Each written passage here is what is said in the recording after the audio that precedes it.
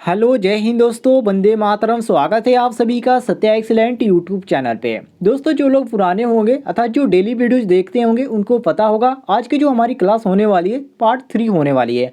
और part 1 part 2 मैंने 2 video complete कर दिया है, जिसका लिंक आपको इस वीडियो के डिस्क्रिप्शन में मिल जाएगा। यदि आप देखना चाहते हैं तो वहाँ से देख सकते हैं। और ये जो क्वेश्चन है उन छात्रों के लिए जो लोग ITI कर रहे हैं, ITI सेकेंड ईयर के स्टूडेंट हैं उनके लिए है। ये क्वेश्चन आपको पावर सिस्टम से कवर किए जा रहे हैं। तो यहाँ पर बिल्कुल ये क्वेश्चन आपको परीक्षाओं में पूछे जाने लायक है, इसलिए मैं यहाँ पर कवर कर रहा हूँ। तो चलिए आज का क्वेश्चन शुरू करते हैं। पहला इसमें क्वेश्चन है, देख सकते हैं आप, कह रहा है क्वेश्चन कि हाई हेड तथा निम्न आश्रयों के लिए खाली स्थान वाटर टरबाइन का प्रयोग किया जाता है। मतलब कि किस टरबाइन का प्रयोग किया जाता है, ध्यान देखिएगा। पहला ऑप्शन दिया गया है पेल्टन व्हील, और बी ऑप्शन दिया गया है कपलान टरबाइन, सी ऑप्शन दिया गया है फ्रांसिस टरबाइन, और डी ऑप्शन दिया गया है नो दित्र टरबाइन। तो कौन सा ऑप्शन आपको यहाँ पर सही लग रहा है? चलिए सभी लोग इसका आंसर दीजिए। मैं डेली की तरह कह रहा हूँ, आपको मात्र 5 सेकेंड का मौका दिया जाएगा। और जो लोग को पता नहीं है कि हमारी क्लास कई बजे से स्टार्ट होती है, तो मैं उन लोगों को बता देना चाहता हूँ हमारी क्लास स्टार्ट होती है डेली रात 8 बजे। और जब तक परीक्षा खत्म नहीं होता है, यहाँ पर मेरा प्रयास रहेगा कि आपको डेली क्लास मिलती रहेगी। तो चलिए आज का क्वेश्चन यहाँ से शुरू करते हैं। सभी लोग इसका आंसर दीजिए, कौन सा ऑप्शन आपको सही लग रहा है? कुछ लोग यहाँ पर, जैसे मैं कोई बता रहा हूँ वहाँ पर पहले ही से इसका आंसर देना शुरू करें। जी हाँ दोस्तों, बिल्कुल सही हो जाएगा, पेल्टन व्हील। अर्थात यहाँ पर ये ऑप्शन हमारा करेक्ट हो जाएगा। अब थोड़ा सा इसके बारे में हम जान लेते हैं। देखिए, हाई हेड एंड लो जो डिस्चार्ज होता है उसके लिए पेल्टन व्हील वाटर टरबाइन का प्रयोग किया जाता है। और ये जो होता है 70 मीटर से ऊंचे, ठीक है, अर्थात 70 मीटर से ऊपर के लिए प्रयोग किया जाता है। और जो कैप्लान टरबाइन होता है इसका प्रयोग लो हेड जो कि 30 मीटर तक के लिए प्रयोग किया जाता है। और जो फ्रांसिस टरबाइन होता है इसका प्रयोग होता है मीडियम हेड, जिसको हम 30 से 70 मीटर तक प्रयोग के लिए लाते हैं। तो यहाँ पर क्वेश्चन के अनुसार हमारा सही हो जाता है, जो कि हाई वाला के लिए पूछ रहा है। तो हाई वाला के लिए हम ऑप्शन नंबर ए मारेंगे कि हाई हेड तथा निम्न आश्रयों के लिए किस चीज़ का प्रयोग किया जाता है? तो पेल्टन व्हील का प्रयोग किया जाता है। तो ए ऑप्शन यहाँ पर करेक्ट आंसर हो जाता है। आइए नेक्स्ट क्वेश्चन पे हम आते हैं, क्वेश्चन नंबर 2 पे।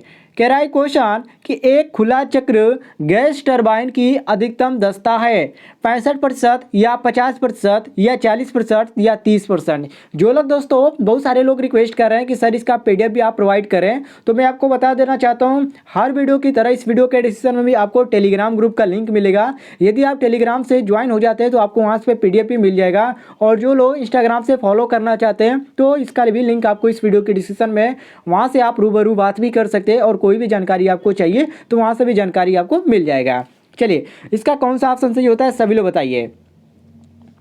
तो देखिए दोस्तों, एक खुला चक्र जो गैस टरबाइन होता है उसकी जो अधिकतम दक्षता होती है वो 50% तक होती है। और उसमें जो अविनियमित होता है और जो शीतलक होता है जिसको हम अंतर शीतलक बोलते हैं, और पुनः जो स्नातक होता है, इसकी मदद से ही टरबाइन की दक्षता क्या करते हैं? घटाते बढ़ाते हैं। तो यहाँ पर क्वेश्चन के अनुसार ऑप्शन नंबर जो यहाँ पर हमारा बी दिया गया है, ये हमारा बी ऑप्शन क्वेश्चन के अनुसार बिल्कुल करेक्ट आंसर हो जाता है। क्लियर हो गया दोस्तों? आइए नेक्स्ट क्वेश्चन पे हम आते हैं, क्वेश्चन नंबर 3 पे। कह रहा है क्वेश्चन कि निम्न में से प्रथम आदेश प्रणाली का चुनाव कीजिए। यहाँ पर कौन सा है जो कि प्रथम प्रणाली का चुनाव इसमें करना है, प्रथम आदेश? तो यहाँ पर पहला ऑप्शन दिया गया है ग्लास थर्मामीटर में मरकरी को उबालते पानी में रखा हुआ, बी ऑप्शन दिया गया है डेम्पीकृत कंपित्र, और सी ऑप्शन दिया गया है कि श्रेणी में 2 टैंक की परस्पर क्रिया, और डी ऑप्शन दिया गया है श्रेणी में 2 टैंक की अपरस्पर क्रिया, मतलब कि आपस में ऐसी क्रिया नहीं होती है। तो कौन सा ऑप्शन इसमें आपको सही लग रहा है? चलिए सभी लोग इसका आंसर दें। चलिए कुछ लोग इसका आंसर दे रहे हैं लेकिन ये गलत दे रहे हैं। नहीं दोस्तों, यहाँ पर सी नहीं होगा, ए ऑप्शन सही होगा। क्यों? क्योंकि आदेश प्रणाली जो है ग्लास थर्मामीटर में मरकरी को उबालते पानी में रखा हुआ होता है, इसलिए यहाँ पर हमारा ए ऑप्शन क्वेश्चन के अनुसार बिल्कुल करेक्ट आंसर हो जाएगा। ए ऑप्शन हमारा सही हो जाएगा। नेक्स्ट क्वेश्चन पे हम आते हैं, क्वेश्चन नंबर 4 पे। कह रहा है क्वेश्चन फ्लेपर नोजल का प्रयोग खाली स्थान नियंत्रक में किया जाएगा या किया जाता है। और यहाँ पर दिया गया इलेक्ट्रॉनिक, और यहाँ पर दिया गया हाइड्रोलिक। कुछ लोग कह रहे हैं कि केवल यही चैप्टर से कराया जाएगा। मैं दोस्तों उन लोगों से बता देना चाहता हूँ कि आपको यही चैप्टर नहीं, और भी बहुत सारे चैप्टर से क्वेश्चन कवर किया जाएगा। ऐसा नहीं कि पावर सिस्टम चला है तो पावर सिस्टम के केवल ही क्वेश्चन बताए जाएंगे, ऐसा नहीं है। बहुत सारे क्वेश्चन मैं कवर करूँगा जब तक परीक्षा खत्म नहीं होता है। आप बस लाइव देखते रहिए। वीडियो रात को 8 बजे हमारी आती है, मैं आपको बता देना चाहता हूँ। और यहाँ पर 2 ऑप्शन दिया गया है, न्यूमेट्रिक, और डी ऑप्शन दिया गया है इलेक्ट्रिकल। तो कौन सा ऑप्शन आपको सही लग रहा है? चलिए सभी लोग बताइए। तो यहाँ पर हमारा सही हो जाता है ऑप्शन नंबर सी अर्थात न्यूमेट्रिक। क्यों? क्योंकि दोस्तों फ्लेपर नोजल का जो प्रयोग होता है न्यूमेट्रिक नियंत्रक में किया जाता है, मतलब कि यहाँ पर ही किया जाता है। तो ऑप्शन नंबर यहाँ पर हमारा सी बिल्कुल करेक्ट आंसर हो जाता है। आइए नेक्स्ट क्वेश्चन पे हम आते हैं, क्वेश्चन नंबर 5 पे। कह रहा है क्वेश्चन, तापक्रम पैमाना बनाने हेतु शुरुआत में वाइन को थर्मामीटर द्रव्य के रूप में प्रयोग किया गया था। तो बनाया हुआ पहला बायोगिक अर्थात एम्पिरिकल पैमाना खालिस्तान पैमाना था, र्यूमर या फारेनहाइट या सेंटीग्रेड या केल्विन। कौन सा ऑप्शन आपको सही लग रहा है? चलिए सभी लोग इसका आंसर दीजिए। तो यहाँ पर हमारा सही हो जाता है ऑप्शन नंबर बी बिल्कुल करेक्ट आंसर अर्थात फारेनहाइट। क्योंकि दोस्तों तापक्रम का जो पैमाना होता है ये बनाने के लिए शुरुआत में ही वाइन को थर्मामीटर द्रव्य के रूप में प्रयोग किया गया था, और ये जो बनाया हुआ पहला जो प्रायोगिक है ये आपका एम्पिरिकल पैमाना जो है जो कि फारेनहाइट पैमाना था। तो इसको भी ध्यान रखिएगा। तो क्वेश्चन के अनुसार हमारा सही हो जाता है ऑप्शन नंबर जो यहाँ पर बी दिया गया है, ये बी ऑप्शन हमारा बिल्कुल करेक्ट आंसर हो जाता है। आइए नेक्स्ट क्वेश्चन पे हम आते हैं, क्वेश्चन नंबर 6 पे। कह रहा है क्वेश्चन कि निम्न में से क्या पानी का ट्रिपल बिंदु नहीं है? यहाँ पर कितना यहाँ पर दिया गया, तो यहाँ पर आपको सभी में आर के मान के अनुसार यहाँ पर दिया गया, सेल्सियस में भी दिया जाता है, केल्विन में भी दिया जाता है। तो इसमें सबके यहाँ पर कितना ऑप्शन आपको सही लगता है? चलिए सभी लोग बताइए। 492 या 32 या 273 या 32 फारेनहाइट, कौन सा ऑप्शन आपको सही लगता है? जितने भी लोग लाइव देख रहे हैं सबसे रिक्वेस्ट है कि आप इस वीडियो पर एक लाइक जरूर कर दीजिएगा, ठीक है। तो यहाँ पर दोस्तों सही हो जाता है हमारा ऑप्शन नंबर बी अर्थात 32, ठीक है। तो 32 यहाँ पर हमारा सही हो जाता है ऑप्शन नंबर बी बिल्कुल करेक्ट आंसर। क्योंकि दोस्तों 32 आर पानी का जो ट्रिपल बिंदु होता है ये नहीं होता है, जो कि इसका जो सही होता है वो आपका 492 अर्थ सेल्सियस और 273 आपका केल्विन, और फारेनहाइट की बात करें तो 32 आपका अंश फारेनहाइट में ये ट्रिपल बिंदु होता है। जो कि यहाँ पर हमारा क्वेश्चन में पूछा है कि निम्न में से क्या पानी का ट्रिपल बिंदु नहीं है, तो ये आपका बिंदु जो नहीं है वो आपका ये वाला नहीं है, क्योंकि इसमें आर से नहीं ज्ञात किया जाता है, इसमें केवल इसमें ज्ञात किया जाता है केल्विन, फारेनहाइट और एक और होता है सेल्सियस में, ठीक है। तो यहाँ पर क्वेश्चन के अनुसार हमारा बी ऑप्शन बिल्कुल करेक्ट आंसर हो जाएगा। क्लियर होगा दोस्तों? आइए नेक्स्ट क्वेश्चन पे हम आते हैं, क्वेश्चन नंबर 7 पे। कह रहा है क्वेश्चन, आमतौर पर निम्नलिखित में से किस वितरण प्रणाली का प्रयोग नहीं किया जाता? इसमें भी ध्यान रखिएगा दोस्तों, निगेटिव टाइप का क्वेश्चन पूछ रहा है। पहला ऑप्शन दिया गया 3 फेज 4 वायर, बी ऑप्शन दिया गया 3 फेज 3 वायर, और सी ऑप्शन दिया गया सिंगल फेज 3 वायर, और डी ऑप्शन दिया गया सिंगल फेज 4 वायर। तो कौन सा ऑप्शन आपको सही लग रहा है? चलिए सभी लोग बताइए। जितने भी लोग वीडियो देख रहे हैं सबसे रिक्वेस्ट है कि आप सभी लोग इसका आंसर दें। चलिए अभी भी कुछ लोग इसका आंसर नहीं दे रहे हैं, कुछ लोग आंसर दे रहे हैं। तो देखिए दोस्तों यहाँ पर जैसे कि आमतौर पर यहाँ पर पूछा है तो हम कहेंगे कि single phase 4 wire distribution system का जो प्रयोग होता है ये नहीं किया जाता है, ठीक है। ये सिस्टम का प्रयोग नहीं किया जाता है। क्यों नहीं किया जाता है? तो इसका रीजन है, इसका रीजन ये है कि डिस्ट्रीब्यूशन सिस्टम के लिए प्रयोग किया जाता है केवल RYBNG, मतलब कि फेज न्यूट्रल ग्राउंड वायर का, और 3 फेज सिस्टम के लिए 3 फेज 3 वायर और या 3 फेज 4 वायर का प्रयोग किया जाता है। लेकिन 1 फेज की सिस्टम की बात किया जाए तो उसमें 1 फेज 2 वायर अर्थात 1 फेज 3 वायर का प्रयोग किया जाता है। तो यहाँ पर क्वेश्चन के अनुसार हमारा सही हो जाता है ऑप्शन नंबर डी बिल्कुल करेक्ट आंसर। डी ऑप्शन यहाँ पर सही हो जाएगा दोस्तों। बहुत लोग इसका सब भी कार्य कर रहे हैं, तो उनसे मैं रिक्वेस्ट करूंगा कि आप वीडियो को यहाँ पर बाद में ही देखिए, क्योंकि यहाँ पर मैं बहुत ही तेजी से यहाँ पर क्वेश्चन को बताते जाऊँ, तो आप वीडियो को बाद में देखिएगा और सारे क्वेश्चनों को यदि आप सब कार्य कर रहे हैं तो कर लीजिएगा, क्योंकि इस तरह के क्वेश्चन आपको टेक्निकल एग्जाम में भी देखने को मिलते हैं। चलिए आगे बढ़ते हैं क्वेश्चन नंबर 8 पे। कह रहा है क्वेश्चन, प्रोत्कर्षों के मामले में निम्नलिखित में से कौन सी युक्ति सप्लाई को रोक देती है? अर्थिंग स्विच या श्रेणी रिएक्टर या आइसोलेटर या परिपथ वियोजक? कौन सा ऑप्शन आपको सही लग रहा है? चलिए सभी लोग बताइए इसमें से कौन सा ऑप्शन सही है? अर्थिंग स्विच या श्रेणी रिएक्टर या आइसोलेटर या परिपथ वियोजक? बिल्कुल करेक्ट आंसर दे रहे हैं। यहाँ पर आपका सही हो जाता है ऑप्शन नंबर बी बिल्कुल करेक्ट आंसर, श्रेणी रिएक्टर। अर्थात हम कहेंगे कि सौर को रोकने के लिए सीरीज रिएक्टर का प्रयोग किया जाता है, और सीरीज रिएक्टर का जो प्रयोग होता है उसमें से सिस्टम की प्रतिबाधा क्या होती है? बढ़ जाती है इसके कारण। तो यहाँ पर हमारा सही हो जाता है क्वेश्चन के अनुसार ऑप्शन नंबर जो बी दिया गया हमारा बी ऑप्शन बिल्कुल करेक्ट आंसर हो जाएगा। नेक्स्ट क्वेश्चन पे हम आते हैं, क्वेश्चन नंबर 10 पे कह रहा है क्वेश्चन कि ऊर्जा के नवीकरणीय स्रोत में निम्नलिखित संसाधन सम्मिलित नहीं है। मतलब कि कौन सा संसाधन है जो कि सम्मिलित नहीं है? सौर ऊर्जा या पवन ऊर्जा या न्यूक्लियर ऊर्जा या जैव पिंड गैस ऊर्जा। कौन सा जो ऊर्जा है इसमें आपका संशोधन में सम्मिलित नहीं है, सॉरी संसाधन में सम्मिलित नहीं है? चलिए सभी लोग बताइए। तो देखिए दोस्तों, ऊर्जा का नवीकरण स्रोत जो होता है, न्यूक्लियर ऊर्जा जो होता है ये नहीं होता है। बाकी जो इसमें आपका होता है सौर ऊर्जा, जो कि पवन ऊर्जा दिया गया, और जो पिंड गैस ऊर्जा दिया गया, ये आपका होता है। लेकिन जो सम्मिलित नहीं होता है संसाधन, वो आपका न्यूक्लियर ऊर्जा जो है ये भी आपका सम्मिलित नहीं होता है। तो यहाँ पर हम सी ऑप्शन बिल्कुल करेक्ट आंसर मारेंगे। नेक्स्ट क्वेश्चन पे हम आते हैं, क्वेश्चन नंबर 11 पे। देखिए क्वेश्चन ध्यान से देखिएगा, बहुत ही इंपॉर्टेंट है। उपभोक्ता का लोड आमतौर पर निम्नलिखित में मापा जाता है। बिजली बिल की यहाँ पर बात कर रहा है दोस्तों, इसको ध्यान रखिएगा। तो आप सभी को मालूम है बिजली का बिल किस में मापा जाता है? तो ये जो लोड होता है अर्थात उपभोक्ता का जो लोड होता है वो KW में नापा जाता है। किसमें? किलोवाट में मापा जाता है। और विभवांतर को वोल्ट में, धारा को एम्पियर में, और विद्युत ऊर्जा को एम्पियर में और एम्पियर घंटा में मापा जाता है। जिसको ध्यान रखिएगा, जैसे कि यहाँ पर वोल्ट दिया गया है, एम्पियर दिया गया, एम्पियर घंटा, और KW दिया गया है। तो इसमें हमारा KW सही होगा। लेकिन यहाँ पर जो वोल्ट दिया गया, तो इसको मैं क्लियर कर देना चाहता हूँ कि जो वोल्ट होता है उसमें धारा को एम्पियर में किया जाता है, और विद्युत को, जो कि विद्युत ऊर्जा को एम्पियर घंटा में मापा जाता है। तो यहाँ पर क्वेश्चन के अनुसार हमारा डी ऑप्शन बिल्कुल करेक्ट आंसर हो जाता है। क्लियर हो गया दोस्तों? आइए नेक्स्ट क्वेश्चन पे हम आते हैं, क्वेश्चन नंबर 12 पे। कह रहा है क्वेश्चन, किसी अवधि के दौरान लोड फैक्टर होता है? औसत लोड, स्थापित लोड, या औसत लोड अधिकतम लोड, या अधिकतम लोड औसत लोड, या अधिकतम लोड स्थापित लोड। कौन सा ऑप्शन आपको सही लग रहा है? चलिए सभी लोग बताइए। जितने भी लोग वीडियोस देख रहे हैं सबसे रिक्वेस्ट है कि आप सभी क्वेश्चन का आंसर दें। तो देखिए दोस्तों, मैंने आपको पिछले वीडियो में भी बताया था, जो इसका सूत्र होता है लोड फैक्टर का, औसत लोड अपान अधिकतम लोड होता है। और इसमें हमारा जो सही मैच कर रहा है वो हमारा ऑप्शन नंबर बी मैच कर रहा है। कुछ लोग भी यहाँ पर थोड़ा सा इंग्लिश में देख के कन्फ्यूज हो गए, लेकिन आपको यहाँ पर मैं हिंदी में पढ़ा रहा हूँ।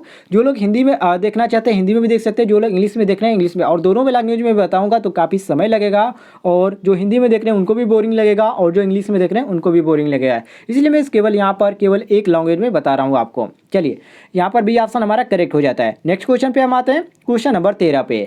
कह रहा है क्वेश्चन, पूंजीगत लागत प्रति मेगावाट घंटा निम्नलिखित में से अधिकतम होती है? स्टीम पावर प्लांट में, या डीजल इंजन पावर प्लांट में, या न्यूक्लियर पावर प्लांट में, या हाइड्रो इलेक्ट्रिक पावर प्लांट में? कौन सा ऑप्शन आपको सही लग रहा है?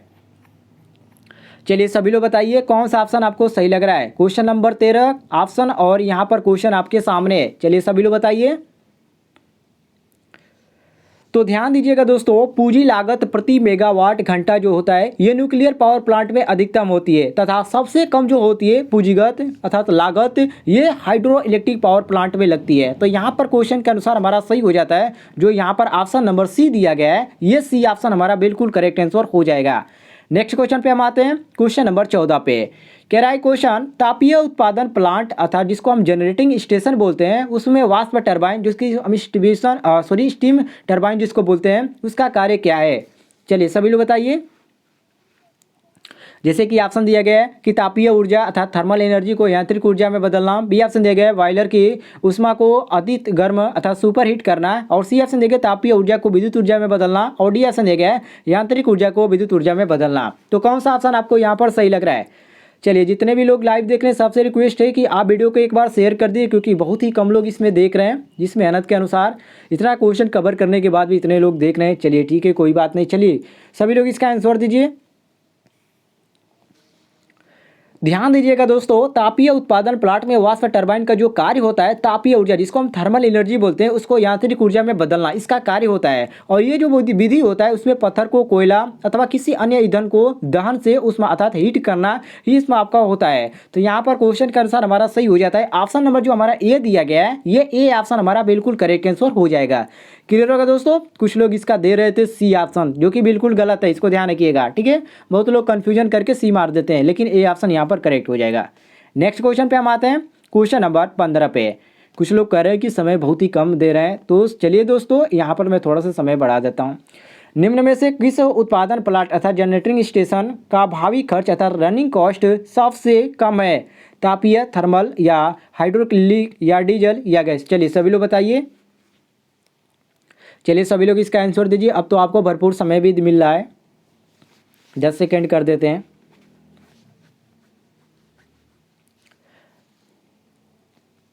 बहुत अच्छा, बहुत अच्छा, बिल्कुल करेक्ट आंसर दे रहे हैं। कुछ लोग भी गलत दे रहे हैं अभी भी। देखिए इसका सही हो जाता है हमारा ऑप्शन नंबर बी, अर्थात हाइड्रो इलेक्ट्रिक। क्यों? क्योंकि दोस्तों जो हाइड्रो इलेक्ट्रिक होता है इसमें उत्पादन जो होता है ये प्लांट का रनिंग कास्ट होता है इसका सबसे कम होता है, इसलिए यहाँ पर हमारा सही हो जाता है ऑप्शन नंबर बी। क्योंकि इसमें खर्च की बात किया है कि रनिंग जो कास्ट है, जो धावी खर्च है वो सबसे कम होता है, तो ये आपका इलेक्ट्रोलाइट में होता है सबसे कम, और जो सबसे ज़्यादा होता है वो आपका थर्मल में होता है, उसके बाद डीजल, उसके बाद गैस में। तो यहाँ पर बी ऑप्शन हमारा करेक्ट हो जाता है। नेक्स्ट क्वेश्चन पे हम आते हैं, क्वेश्चन नंबर 16 पे। कह रहा है क्वेश्चन कि उत्पादन स्टेशन कनेक्टेड होते हैं, किससे कनेक्टेड होते हैं? तो यहाँ पर ऑप्शन दिया गया है, सोर्स रिलेटिविटी ऑफ सप्लाई, या और शेयर से लोड इक्वलिटी, या यहाँ पर बहुत सारे ऑप्शन दिए गए, इसको आप ध्यान से देख लीजिए। तो इसमें हमारा सही हो जाता है ऑप्शन नंबर ए, अर्थात उत्पादन केंद्र जो होता है वो क्रय के सुरक्षित विश्वसनीयता के लिए इंटरकनेक्टेड किया जाता है। तो यहाँ पर जो हमारा सही हो जाता है ऑप्शन नंबर जो ए दिया गया है, ये हमारा ए ऑप्शन करेक्ट हो जाता है। नेक्स्ट क्वेश्चन पे आते हैं, क्वेश्चन नंबर 17 पे। कह रहा है क्वेश्चन 4 स्ट्रोक डीसी सेट अर्थात 4 स्ट्रोक डीजी सेट जो होता है उसमें सही चक्र जो साइकिल होता है उसका क्रम क्या होता है? चलिए सभी लोग बताइए। इसमें आपका ऑप्शन दिया गया, देख सकते हैं आप, शक्ति स्पिंडल रेचक, बी ऑप्शन दिया गया है चूड़क स्पिंडल शक्ति रेचक, और सी ऑप्शन दिया गया स्पिंडल चूड़क यहाँ पर शक्ति रोचक, और यहाँ पर दिया गया है रेचन शक्ति स्पिंडल चूसक। चलिए सभी लोग बताइए। तो यहाँ पर दोस्तों हमारा सही हो जाता है ऑप्शन नंबर बी, अर्थात चूषण स्पिंडल शक्ति रोचन, अर्थात हम कह सकते हैं कि 4 स्टेक डीजी सेंट में सही चक्र जो क्रम होता है वो आपका चूषण स्पिंडल शक्ति रेचक होता है। तो यहाँ पर हमारा बी ऑप्शन बिल्कुल करेक्ट आंसर हो जाएगा, बी ऑप्शन यहाँ पर हमारा सही हो जाता है। नेक्स्ट क्वेश्चन पे आते हैं, क्वेश्चन नंबर 18 पे। कह रहा है क्वेश्चन उत्पादन संयंत्र में भार गुणक को किस अनुपात द्वारा प्रदर्शित किया जाता है? मतलब कि ये जो सूत्र होता है, कौन सा सूत्र इसमें होता है, जो कि ऑप्शन में आपका भी दिया गया है, बहुत सारे सूत्र दिए गए। चलिए मैं आपको बता देता हूँ, लोड फैक्टर का सूत्र क्या होता है। ठीक है, लोड फैक्टर का सूत्र क्या होता है सभी लोग बताइए। जैसे कि यहाँ पर दिया गया एवरेज लोड अपान मैक्सिमम लोड, या औसत भार या अधिकतम भार, बात तो एक ही हुआ, या कुल अधिकतम मांग को योग अपान उत्पादन स्टेशन पर अधिकतम मांग, या औसत भार अपान संयोजन भार, या यहाँ पर दिया गया अधिकतम मांग अपान औसत मांग। बिल्कुल करेक्ट, बिल्कुल करेक्ट आंसर दे रहे हैं साहिल, बिल्कुल करेक्ट दे रहे हैं। यहाँ पर हमारा सही हो जाता है ऑप्शन नंबर ए, अर्थात एवरेज लोड अपान मैक्सिमम लोड। तो यहाँ पर ये ऑप्शन हमारा करेक्ट आंसर हो जाता है। चलिए नेक्स्ट क्वेश्चन पे आते हैं, क्वेश्चन नंबर 19 पे। जितने भी लोग वीडियोज देख रहे हैं एक बार शेयर कर दें।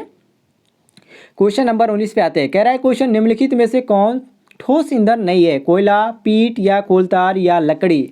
तो आप सभी को मालूम है जो कोलतार है ये आपका ठोस ईंधन नहीं है, बाकी जो कि आपका पीट है, कोलतार है और लकड़ी है, ये ठोस ईंधन के आते हैं अंतर्गत आते हैं। बहुत ही ईजी क्वेश्चन है, थोड़ा सा साइंस से रिलेटेड ये आपका क्वेश्चन भी है।